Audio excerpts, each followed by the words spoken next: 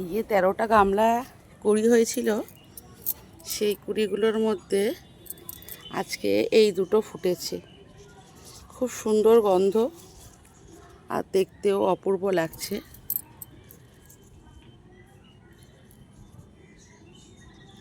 খুব সুন্দর লাগছে দেখতে।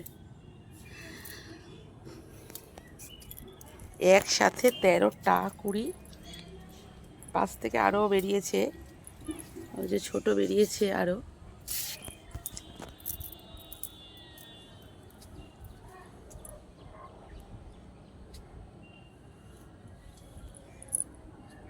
আর এইদিকে এই যে মুক্তা ফুটেছে আজকে একটা, আরও কুড়ি আছে 3খানা।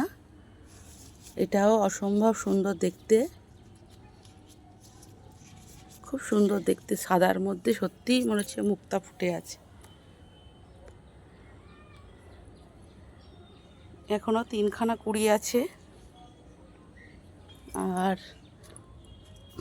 বাকি কুড়ি এখন আর দেখা যাচ্ছে না এটাতে।